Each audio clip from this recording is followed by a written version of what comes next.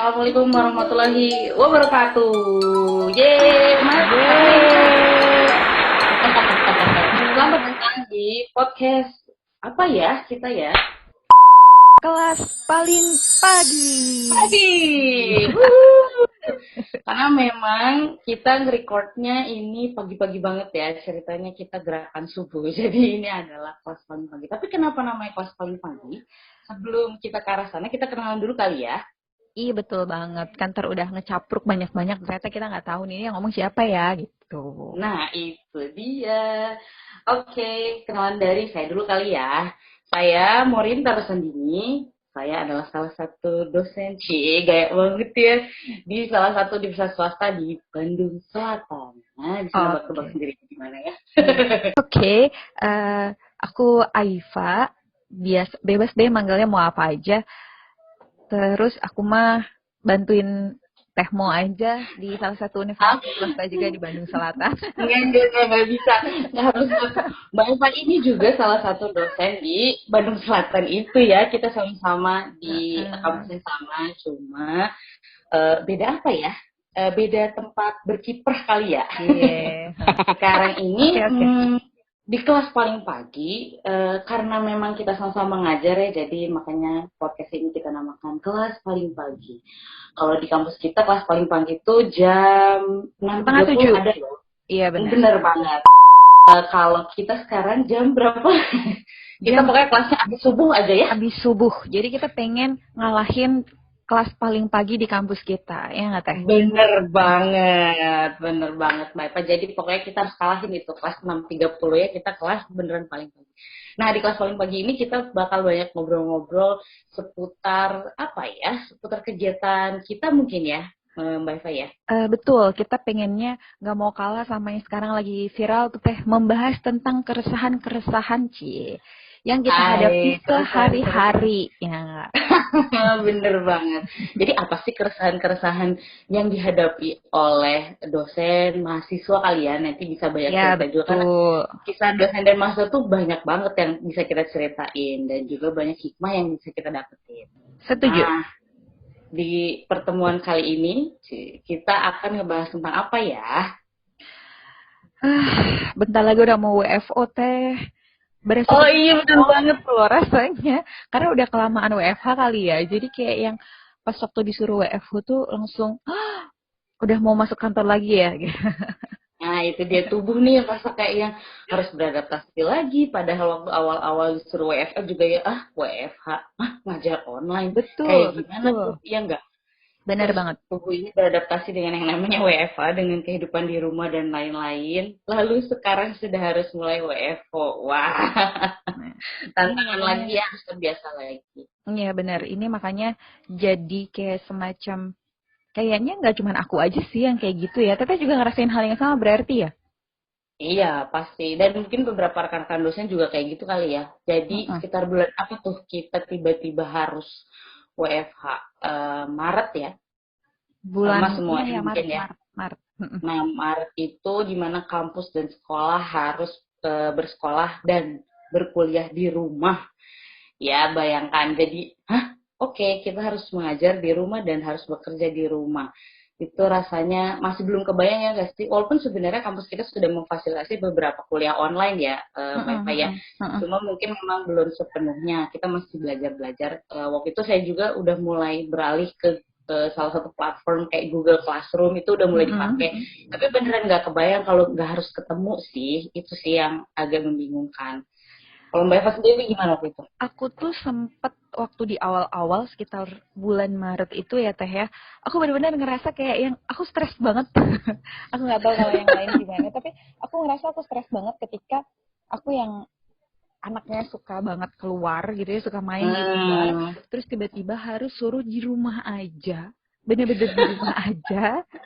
Dan karena waktu itu statusnya Bandung itu juga bener mulai mungkin karena aku yang parno duluan kali ya, aku takut banget mau keluar rumah, jadi bener-bener cuma di dalam rumah, terus sambil mengerjakan pekerjaan yang semuanya serba baru gitu deh, maksudnya meetingnya juga online, terus ngajarnya juga online, itu kayak yang ah ini kapan ya berakhir ya gitu, kayak yang pengen cepet-cepet, aku pengen ke kantor, aku tuh pengen ketemu orang gitu.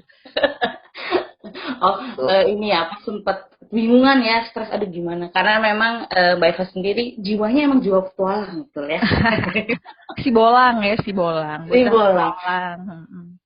Aku juga sebenarnya jiwanya petualang loh, Kak, tapi nggak tahu kenapa pas WFH itu emang awal-awal rungsing sih di rumah. Mm-mm, mm-mm. Tapi ada satu hal yang akhirnya membuat kayaknya mulai menikmati nih di rumah itu ada satu hal sebenarnya Mbak Eva. Kalau aku ya, Apa tuh, apa tuh? ini belum berbicara aku sebagai dosen, Mm-mm, mm-mm. masih aku berbicara sebagai apa ya working moms. Jadi kalau buat Mm. aku yang working moms ini ada satu hal yang aku nikmati fase lama WFH, Apa di tuh? mana keresahan aku selama bekerja itu adalah kan pengen ketemu sama anak gitu ya. Nah, selama Hmm. WFH ini ngerasa kayak menikmati, ini bisa kerja, tapi bisa ngasuh anak juga gitu. Walaupun di awal kelimpungan banget sih kerjaan, dan kayak antara ngasuh sama kerjaan itu keteteran dan akhirnya begadang dan lain-lain. Itu sih, cuma ada satu hal yang dinikmati. Bisa bertemu dan langsung berinteraksi sama anak sendiri gitu yang paling dirasa ya di awal-awal. Ah, Itu sih. betul sih, betul juga sih. Aku tuh eh kalau aku nih teh ya sebagai pribadi, karena aku eh, nggak ada yang diurusin, belum ada Ada yang Bu. diurusin ya, belum ada yang diurusin secara personal gitu. Jadi waktu Oh, itu, iya. jadi pas waktu Maret kita mulai WFH, aku masih bertahan di Bandung karena berpikir berpositif thinking waktu itu ini nggak akan lama gitu, 2 minggu habis itu Ya. kita bakalan masuk ke kantor lagi. Ternyata Ih pas sama, sempet kepikiran gitu juga. sama kan. Nah, jadi terus Mm-mm. waktu itu ternyata diperpanjang sampai dengan bulan Mei, itu aku sempet, aduh gimana nih kalau di Bandung terus, kayaknya aku bisa nggak lebaran di rumah gitu. Jadi pada waktu itu tepat Mhm. sebelum PSBB diumumkan, itu aku melipir tuh teh, memutuskan untuk pulang kampung. Hmm. Nah, setelah pulang kampung Oke. itu baru kondisi emosional aku mulai stabil, karena mungkin Oh, tadi kata-kata ya, kita ada di rumah, kemudian bisa bersama benar dengan banget. keluarga, menikmati kebersamaan dengan keluarga, itu tuh sebuah apa hikmah yang mungkin bukan hikmah lagi ya. Kalau aku sih secara personal merasa itu jackpot dari Allah gitu, bisa Benar. kumpul sama keluarga dalam waktu yang lama tapi nggak perlu ngambil cuti. Nah, itu tuh. Aku sepakat dengan kata jackpot itu. Jadi kayak bener yang emang sih kondisinya sangat tidak ideal sekarang itu, tapi ada satu hal yang akhirnya oh iya ya, jadi benar-benar bisa bareng keluarga gitu kali ya. Ya, pokoknya ya segitu deh ya. Se se se apa namanya bahasanya? Sebahagia Sekac bahagianya apa tuh? ya, sekacau apapun suasana sebenarnya akan selalu ada sesuatu yang layak untuk disyukuri. Kalau menurut aku ya Teh Betul, ya. Mau betul, kacaunya betul. gimana pun tetap akan ada satu hal yang sebenarnya layak untuk kita syukuri. Oke, kalau Teteh nih selama WFH berkegiatannya nih sebagai seorang dosen itu gimana tuh? Ya. Oke, selama WFH jadi yang harus disesuaikan memang itu tadi satu tidak ketemunya ya, karena kebetulan aku ngajar di mata kuliah yang sangat praktek banget. Jadi Hmm, apa ya harus ketemu, harus melakukan sesuatu dengan tangan, harus iya, dilihat gitu. Nah itu kesulitannya di sana, tantangannya adalah di sana. Apa yang aku lakukan adalah menyesuaikan diri dengan beberapa teknologi ya pastinya ya. Akhirnya mengenal banyak platform baru seperti Zoom, itu kebetulan memang baru tahu pada saat WFH itu sendiri, tapi terus kemudian menggunakan Google Classroom. Kebetulan kalau yang tadi saya bilang Google Classroom sudah sempat aku pakai sebelum-sebelumnya. Jadi mulai memanfaatkan dan semaksimal mungkin si platform-platform kayak platform quiz yang apa tuh Padlet, oke. Quizzes, dan lain-lain tuh mulai dipakai lagi ya. Demi apa? Demi membuat mahasiswa juga apa ya lebih kuliahnya itu dirasakan lebih fun gitu. Bukan lebih fun, lebih ya merasa kalau oh ternyata online online learning atau online class juga bisa jadi lebih menyenangkan loh gitu Oke. dengan walaupun tidak ketemu gitu. Jadi menyesuaikan dengan platform-platform yang ada. Wah, all out sekali ya Teh Mo ini ya. Ya Allah, sampai semua dicobain. Ya, Wah, keren-keren. Tapi keren banget tau itu, Teh. Keren banget. enggak but lebih tepatnya supaya tidak kelimpungan karena punya perasaan gini nggak sih ada rasa bersalah kalau kita tidak memberikan apa ya sesuai dengan apa yang sudah direncanakan di awal. Kan biasanya kalau dosen kita akan punya materi ini. Nah ketika itu tidak tersampaikan tuh rasanya kalau aku sendiri ada rasa bersalah sih. Udah kok banget ya. Banget. Aku emang yang paling jadi pikiran selama WFH ini adalah beban moralnya itu teh, karena kewajiban kita itu kan bukan hanya sekedar mengajar ya. Kalau mengajar, aku pikir mereka bisa belajar dari YouTube, dari Google gitu. Artinya mereka bisa mencari materi itu. Tapi ada beban mendidik gitu. Jadi kita juga harus bisa. Luar biasa, Bapak.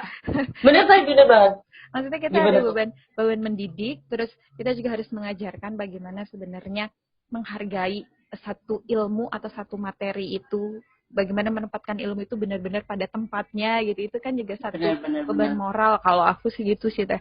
Jadi kayak yang mereka ngerti, mungkin bisa ngerti, tapi apakah mereka akan benar-benar bisa memahami, apakah ilmu ini kemudian akan benar-benar mereka serap dan kemudian mereka implementasikan dalam hidup mereka sehari-hari. Itu yang benar-benar kayak gimana ya caranya ya, gimana ya caranya. Iya, benar banget. Karena mungkin kita nggak bisa ngerasain itu kalau nggak ketemu. Betul. Ya, Wifi ya. Nah, waktu itu gimana tuh caranya, strategi di tengah-tengah supaya itu bisa berhasil kira-kira? Atau itu masih mencoba diupayakan hingga sekarang? Iya, kalau aku masih mencoba diupayakan sih teh. Maksudnya aku juga masih mencoba mencari-cari. Cuman kalau selama WFH kemarin itu ya sama, aku mencoba berbagai platform untuk bisa menyampaikan materi itu dengan ya, semudah mungkin mereka pahami. Kemudian dan aku yang paling penting adalah kalau mungkin selama ini mungkin kesalahan aku juga sih, kalau kita udah ketemu di kelas terus ya udah gitu, udah aja gitu. Cuman karena sekarang kita bentuknya online, aku mencoba untuk membuka dan memberikan kesempatan mereka untuk mengakses aku itu sebanyak-banyaknya. Jadi kayak misalnya mereka chat bertanya tentang Bu ini saya nggak tahu, atau Bu saya minta tolong dijelaskan lagi bagian ini, karena kan kita juga nggak kasih penugasan kan ya teh. Mereka mau akses aku sebanyak-banyaknya tuh aku berikan gitu, dan mencoba untuk bisa membalas kapanpun mereka bertanya atau butuh aku tuh aku mencoba untuk selalu ada buat mereka. Betul. Iya sama. Aku juga sempat merasakan itu sih, karena khawatir ketidakpahaman ya, materi tidak sampai atau bagaimana. Jadi dengan apa ya, kita ngebuka satu ruang lagi yang lain di waktu yang kita coba nambah lagi, supaya mangga kalau misalnya ada yang nggak ngerti hubungi saya gitu kan ya. Iya betul. Iya, ada rasa satu apa ya, tanggung jawab mungkin sih bener banget nih ibu dosen ini ya. Tapi kerasanya itu sih beneran seperti itu yang dirasain ya nggak sih. Nggak apa-apa lah, silakan sampai ya. Tapi kalau saya chatnya tetap dibatasin sih. Kalau udah maghrib biasanya nanti dulu dibalesnya, nanti kalau udah badan ini segar dan lain-lain baru balasnya nanti malam biasanya. Tapi tetap aja malam dibalasnya. Tapi paling enggak kan kita jadi kayak yang lebih, kalau aku sih salah satu hal yang mungkin akhirnya membuka pikiran aku bahwa ya memang kalau kita sudah mewakafkan diri, bahasa aku berat banget ya kayak pagi ini ya, karena kelas pagi sih judulnya ini tuh. Biasanya kalau pagi tuh otak tuh meledak-ledak gitu ya. Iya. Jadi karena aku berpikir kalau aku sudah berniat gitu untuk mewakafkan diriku menjadi bagian dari pencerdasan kehidupan bangsa ini, ya namanya juga sudah diwakafkan nih. Jadi harusnya dari dulu aku tuh seperti ini gitu, mencoba untuk memberikan semuanya. Artinya memang mereka punya hak atas diriku sebagiannya gitu ya. Jadi aku harus mencoba untuk memberikan yang sebisa mungkin lah ya, sebisa-bisanya lah pokoknya. Terseluruh deh mereka tuh sekarang sih. Terseluruh bahasa ya. Disesuaikan dengan aturan-aturan yang ada pastinya. Betul, pastinya tetap harus sesuai dengan aturan yang ada. Meskipun lucu-lucu nggak sih? Teteh nemu nggak sih hal-hal lucu-lucu? Aku tuh sampai nemuin hal teh ya. Ada mahasiswa aku, tiba-tiba dia tidak masuk 2 kali, tidak hadir 2 kali dalam kelas online gitu ya. Akhirnya kan aku bertanya tuh, aku tanya, kenapa nggak hadir? Itu ada 2 orang. Yang satu aku tanya, Bu, saya soalnya dalam perjalanan, kata dia. Perjalanan kemana? Saya mau ke Bandung. Loh, kamu mau ngapain ke Bandung? Gitu kan, sudah di kampung kok malah mau ke Bandung.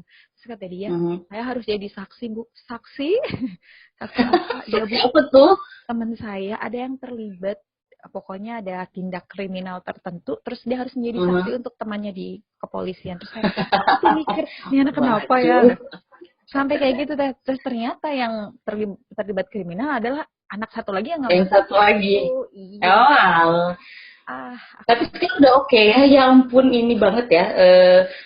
Apa jadi dia selama ini di jalan ngurusin apa dari kampungnya pulang balik ke Bandung untuk ngurusin si kasus itu ya. Iya, betul banget. Nah, makanya aku sampai nemuin yang kayak gitu, terus kamu ngapain orang lagi lockdown kayak gini, kamu malah berantem. Jadi kasusnya tuh berantem, dia berantem. Ya anak muda lah ya. Sebenarnya tapi akhirnya dia yang cerita gitu, dia curhat, menceritakan kondisinya. Terus aku jadi kayak yang wah, semua orang itu ternyata punya sisi lain. Betul. Nah, itu tuh sebenarnya bisa kita bahas pada podcast-podcast kita berikutnya, karena kisah Maswa tuh banyak banget ya nggak sih Mbak Eva? Yang bisa kita kuak, dan kita ambil hikmahnya. Iya, benar-benar. WFH ini memang banyak juga sih cerita lucu-lucu mahasiswa, kayak dia cerita lagi ngerjain tugas sih tiba-tiba disuruh beli bawang sama ibunya gitu ya. Padahal lagi Zoom sama dosennya, tiba-tiba dipanggil, beliin bawang gitu ya sama ibunya. Mungkin memang di keluarga juga harus diedukasi ya, bahwa pemahaman bahwa kita saat ini sedang melaksanakan online, jadi mohon tidak diganggu dulu. Tapi yang namanya perintah ibu ya mau gimana lagi. Itu aku banget ya. Aku juga lagi gitu, lagi di depan laptop mungkin ya, karena aku membaca sendiri ya. Iya, aku kelihatan nggak ngapa-ngapain gitu ya, cuman membaca gitu kan. Mbak, itu jemuran tolong diangkat. Astaga. Oh my god, gitu. Aku tuh lagi kerja ini. Nah itu dia tantangannya, karena kelihatan kita kayak nggak kerja ya nggak sih kalau di depan laptop, nggak kayak nggak ngajar, kayak tidak melakukan sesuatu. Jadi mungkin yang di rumah jadi ngerasa iya nggak ngapa-ngapain. Bahkan keluhan-keluhan mahasiswa juga seperti itu, dianggap bahwa pemalas karena ngeliatin laptop terus, ngeliatin HP terus. Padahal yang dilihat di HP-nya adalah ya kuliah ya, lagi nge-zoom, lagi betul. Nah itu sih yang mungkin tantangan-tantangan suka duka selama WFH dan kalau mahasiswa SFH kali ya. Atau KFH, kuliah from home. Kalau Teteh sendiri, tadi kan kita udah nyebutin sedikit nih, kalau kita mau coba ungkapkan lebih jauh, suka dukanya selama WFH itu apa aja sih sebenarnya? Gitu. Aduh, ini menarik sih kalau udah suka duka. Kalau ada yang denger atasan saya, ini bahaya kalau sekalian lukanya Bu. Gak apa-apa, tapi kita semua sudah mengetahui. Sukanya adalah tadi. Bukan duka kali ya, suka dan tantangan selama WFH. Boleh. Kita ini cari yang lebih positif ya. Iya, benar. Kalau sukanya sih, tadi yang pernah saya bilang di awal kali ya, jadi di mana akhirnya saya bisa bekerja sambil melihat perkembangan anak saya sendiri, gitu. Jadi bekerja sambil ngasuh. Sekaligus itu tantangannya. Jadi sukanya adalah berkumpul bersama anak saya, karena setiap hari itu kalau WFO, aku gimana sih, aku saya beda ya, nanti masih nyampur bebas ya. Masih jadi sama. Kalau aku ngajar anak tuh dititip ke daycare. Nah selama bekerja tuh suka ada perasaan rindu dan kangen gitu ya. Nah kalau WFH ini bisa melihat dia terus-terusan dan melihat perkembangannya seperti apa. Cuma itu sekali jadi tantangannya sih, bahwa tantangannya adalah bagaimana pengasuh dan bekerja dalam satu waktu. Lalu kuncinya adalah manajemen waktu. Itu sih, manajemen waktu itu yang beneran harus kita coba pada saat adaptasi baru ini ya, mulai baik dari WFH ke WFH atau WFH ke WFO lagi, kayaknya manajemen waktu, gimana kita ngurusin ini waktu buat keluarga, ini waktu buat kerja, kemudian ya harus ada sedikit pengorbanan bergadang sih, dan waktu subuh itu waktu yang paling enak bekerja kalau buat aku sendiri. Kalau Mbak Esa sendiri, apakah suka dukanya? Tadi katanya sempat stres di rumah lalu harus kembali, gimana tuh Mbak?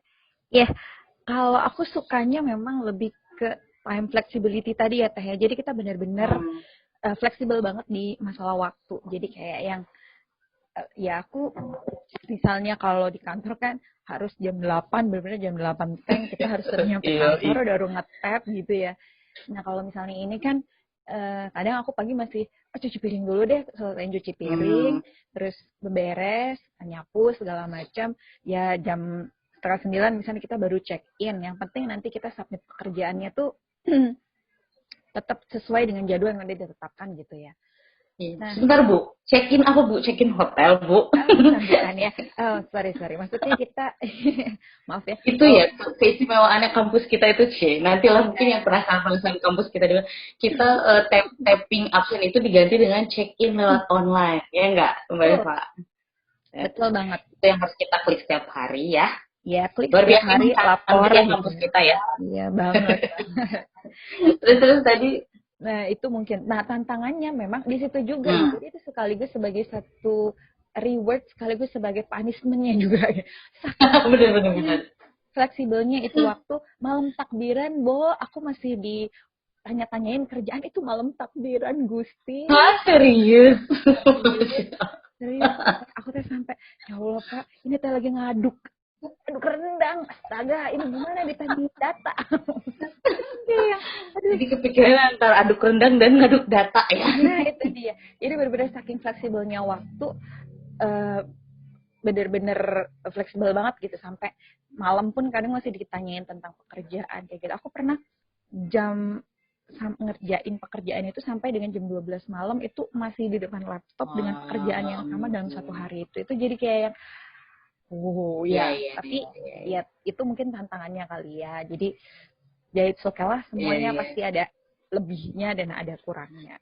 Tapi masih tetap asik-asik aja sih sejauh ini setelah aku melewati masa krisis antara kesetresan menuju dengan penerimaan. Kuncinya emang satu sih sebenarnya, setelah aku mencoba untuk mengulik kembali ke belakang, ya penerimaan teh. Di awal aku stres karena aku sulit untuk berdamai dengan kondisi. Kenapa harus WFH? Kenapa gini? Kenapa nggak segala macam, banyak pertanyaan kenapa. Ketika akhirnya udah mulai mau menerima, ya ini adalah salah satu konsekuensi. Terus kita dikasih kelonggaran untuk bisa bekerja di rumah, dikasih kelonggaran juga waktunya. Kalau misalnya ternyata sampai malam ditanya-tanyain, ya itu adalah bagian dari konsekuensinya aja gitu. Jadi ya udahlah diterima aja gitu. Akhirnya lebih menerima ya. Iya, menerima. Jadi lebih slow aja gitu mikirnya teh. Ya udahlah, di luar santai aja sans gitu. Itu sih mungkin hikmahnya yang bisa kita dapetin. Perasaan ikhlas, perasaan menerima atas segala kondisi yang sudah kita hadapi saat ini, itu yang buat kita jadi ngerasa lebih menjalani jadi lebih enak, ya nggak sih? Betul, banget teh. Aku sih ngerasain banget selama WFH ini, itu yang benar-benar kayak, ya itu hikmah terbesar yang bisa aku ambil dari semua kekacauan kondisi yang disebabkan oleh Mr. COVID ini gitu ya. Mr. COVID. Satu-satunya hal yang paling bisa membuat, jadi kalau dulu tuh semuanya cuma sekedar teori, kayak semuanya tuh dimulai, Anda adalah apa yang Anda pikirkan, semua dimulai dari pikiran Anda, itu kayak semua teori banget. Tapi kemarin tuh bener-bener kayak yang ya udah, ketika di dalam pikiran kita dan di dalam hati kita udah mencoba untuk menerima, ya udah diterima. Kondisinya memang seperti ini, semua serba terbatas sekarang, ya udah diterima gitu. Dan mungkin ada konsekuensi di belakangnya, ya udah diterimalah. Coba lakukan yang terbaik aja yang bisa kita lakukan. Jadi lebih slow gitu. Luar biasa. Bener-bener banget. Mungkin perasaan itu yang kalau ada rekan-rekan atau teman-teman mahasiswa nih yang saat ini masih belum bisa masih stres dengan kondisi ini, aduh pengennya ini, pengen itu. Mungkin salah satu kuncinya adalah mulai mengikhlaskan hati, menerima kondisi ini, jalani dan nikmati. Begitu kali ya? Betul banget. Karena kita juga akan mulai AKB ya, adaptasi kebiasaan baru alias new normal di kampus. Nah itu butuh perasaan menerima lagi kayaknya ya. Benar. Karena bagaimana kita siapnya? Mungkin yang kalau aku jujur teh, aku tuh rindu banget sebenarnya sama kantor. Oh rindu ya? Aku rindu sih. Nanti aku akan rindu mungkin setelah melihat jalan, setelah melihat kantor, aku pasti akan merindukan itu. Sementara sekarang masih sangat menikmati di rumah. Ya. Gimana tuh merindukan kantornya tuh seperti apa tuh, Mbak Eva? Enggak, mungkin ya tadi sih karena emang aku dasarnya adalah orang yang terbiasa berada di luar gitu ya. Jadi ketika misalnya kemarin dapat info, oke itu sebentar lagi akan WFO, setengahnya memang agak berat karena sudah nyaman dengan mulai terbiasa dengan kondisi WFH. Tapi setengahnya lagi juga aku merasakan aku juga rindu sama teman-teman yang ada di kampus, rindu sama suasananya yang ada di kampus, terus rindu sama jajanan kampus, jajanan yang ada di kampus juga, meskipun nanti kita nggak boleh jajan ya Teh ya, harus membawa bekal dari rumah. Oh benar, bahkan mau kena pun dibawa sendiri ya. Iya, bahkan mau kena kerinduan akan suasana kampus ya. Iya banget.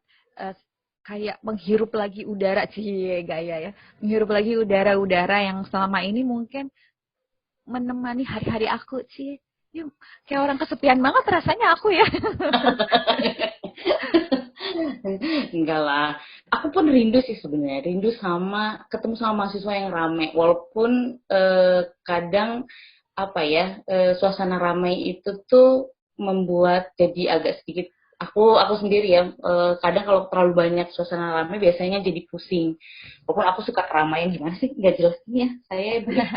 Ya intinya gitu sih tentang WFH dan WFH kalau aku. Iya, khususnya untuk bapak ibu lagi ya, untuk yang berprofesi sebagai dosen kira-kira kayak gitu kali ya. Kayaknya gitu ya, dosen, guru mungkin ya yang mirip-mirip ya. Benar. Dan suka duka Mbak Eva dan Teh Morin ceritanya. Kita akan mengenal Mbak Eva dan Teh Morin lagi ke depan. Kita nyebut diri kita apa ya? Apa ya? Duo dynamic kali ya. Enggak ya. Duo dynamic itu kayak bom yang akan meledak ya. Pokoknya kita tunggu lagi cerita-cerita kisah-kisah kita berdua. Kita suka duka di kampus, kita suka duka mahasiswa yang pasti akan lebih seru-seru lagi ke depannya. Ya kan Mbak ya? Oke, insya Allah. Yang pasti pengennya sebenarnya sharing aja sih, dan semoga nanti ini bisa jadi semacam teman-teman tuh tidak sendirian kok. Kita juga mengalami apa yang teman-teman alami sih, ya. Jadi benar banget. Berbagai hal tuh sebenarnya kayaknya nggak mungkin cuma diciptain satu kan ya Teh kan. Semua katanya kan diciptakan berpasang-pasangan tuh. Jadi jangan pernah merasa sendirian, jangan pernah merasa yang paling menderita atau yang paling apa. Jadi biar mereka juga punya temen gitu. Kita makanya mencoba untuk sharing apa yang kita alami juga gitu. Benar banget. Yuk dengerin terus kita, mau sambil di kamar mandi ya, mau sambil nyetir mungkin nanti kalau udah WFO, atau mau sambil sebelum tidur menikmati renyahnya suara Mbak Eva. Oke Teh. Oke, sampai ketemu lagi mungkin di episode berikutnya. Kita ngebahas apa ya? Masih dalam perencanaan kali ya. Ya, nanti kita pikirin dulu apa yang mau dibahas kira-kira asiknya. Yuk, kita ucapkan salam. Selamat pagi. Sampai ketemu lagi di lain kesempatan. Assalamualaikum warahmatullahi wabarakatuh. Bye-bye.